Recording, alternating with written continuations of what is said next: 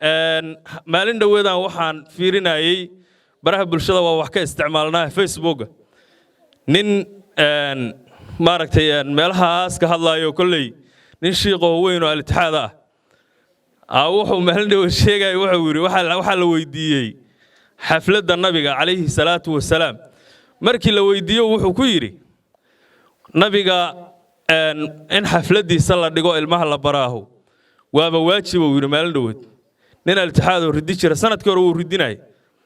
sanadkaana wuxuu yiri ilmiyaaba gaaladii naga wadatay in maaragtay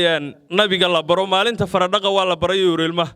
maalinta aidiska waa la baraa laakiin maalinta nabiga la tacdiimiyo lama barin aad iyo aad aan uga mahad celinayaa reer Gurmad xafladda ay soo agaasimeen oo nabiga lagu tacdiiminayo calayhi salaatu wasalaam anigu waayahan waxaan iska ahaa maaragtay iskuulaadka iyo midna ma imaan jirin oo xafladaha kama hadli jirin laakiin masaajidda iyo waxaan ku taxalluqay madrasooyinka kale runtii waxaan aad iyo aad maaragtay aan ugu mahadinayaa dhammaan ummadda reer Dhuusamareebeed sanadkan waxaad moodaa inuu sanadkii hore oo ka sii duunaa oo aad iyo aad loo dhigayay hameen aan 3 iyo 4 meelood lagu dhigin uma jirto runtii waxa weeye nabiga xafalaadkiisa waxa lagu helaa suruur iyo amni ayaa lagu helaa waxa weeye amniga lagu helaa waxa lagu helaa bishaaraad aad u tiro badan waxa lagu helaa istiqraar ayaa lagu helaa waxyaalo badan ayaa laga faa'iidaa runtii hadda hadii iskuulaadkii aan ku dhigayno oo fagaarihii lagu dhigaayo dugsiyadii lagu dhigaayo masaajidii lagu dhigaayo awalan isla markiiba waaba helman nimcadi waaba aan helnaba waxa weeye ilaahay roob uu nasiiyay wuu na soo qaboojiyay amni waa haysanaa nabiga waxaan iskula dardaarmaynaa in la maaragtay tacdiimintiisa iyo xafalaadkiisa in la daa'imo ilaa qiyaami saaca qof kasto naga mid inuu daa'imo in sidaa lagu wado in nabiga jacaylkiisa qalbigaaga lagu sugo in haddii ilaahay ba kuu samogolaya xaafadaha ilmaha yararka laga dhaadhiciyo maalin dhaweedaan waxaan fiirinayay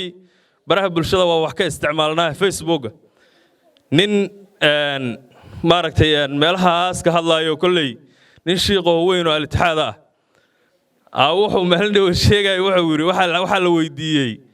xafladda nabiga calayhi salaatu wasalaam markii la weydiiyo wuxuu ku yiri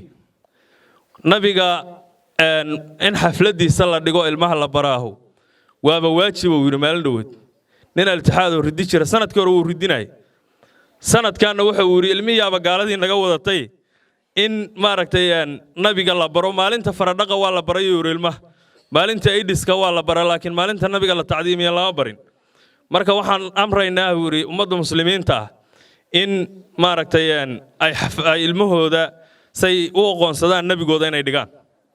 sanadkii horena uu ridinayo wuxuu lahaa waa bishii shirkiga marka ilaahay maaragtay waxa weeye yuqallibu kayfa yashaa weeye ilaahay waa gadgadoomaya qofku saas uu gadgadoomaya marka ilaahay waxaan leenahay waxaan ka baryaynaa ilaahay inuu naga dhigo ummadii ku sugnaata dariiqii nabiga calayhi salaatu wasalaam ummadii nabigooda